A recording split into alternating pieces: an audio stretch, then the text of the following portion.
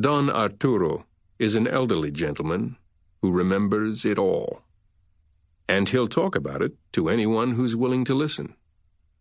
His grandchildren are too big. He's already a great-grandfather, and he prefers to tell the little ones other stories. Arturo tells of how one day a general arrived, dismounted his horse, which seemed incredibly tall but was merely a healthy animal in a land of skinny, arthritic beasts, and ordered that all the Gomorros, the peasants who raised opium poppies, be rounded up. Burn all the fields. It was an order. That's the way the government works. Do it or end up in jail. For 10 years. Jail, the Gomorros all thought, the sooner the better. Growing grain again was worse than going to jail. But during those 10 years, their children wouldn't be able to grow poppies, and the land would be seized or, in the best of circumstances, devastated by drought. The Gomorros merely lowered their eyes. Their lands and their poppies would all be burned.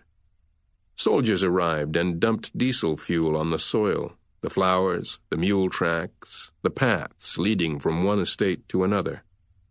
Arturo told how fields once red with poppies were now stained black with buckets of dark, dense diesel fuel, how a foul smell saturated the air. Back then, the work was all done by hand. Those big poison pumps didn't exist yet. Bucketfuls of stench. But that's not the reason old Arturo remembers it all. He remembers because it was there that he learned how to recognize courage and that cowardice tastes of human flesh. The fields caught fire, but slowly.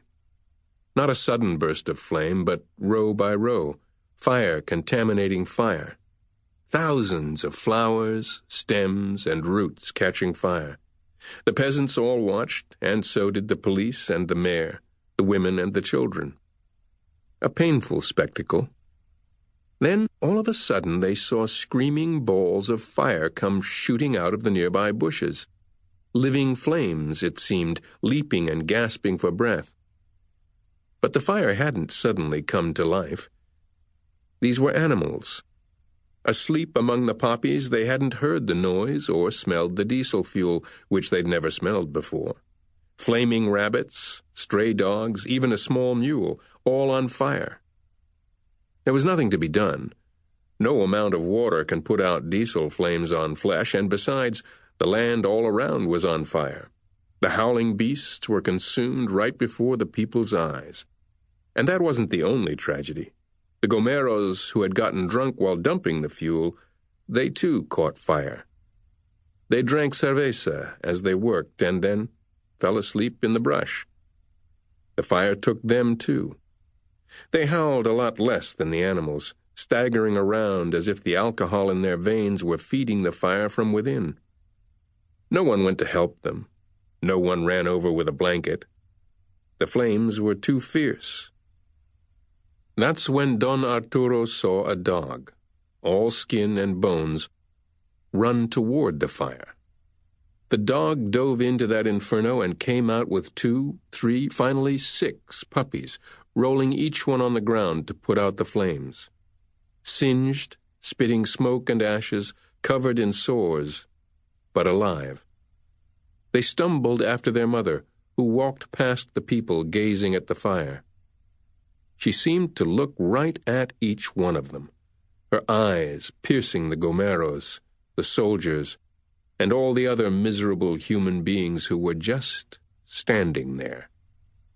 An animal senses cowardice and respects fear. Fear is the more vital instinct and deserves more respect. Cowardice is a choice. Fear is a state of mind. That dog was afraid, but she dove into those flames to save her young.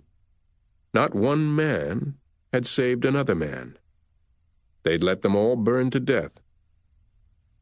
That's how the old man told it. There is no right age for understanding.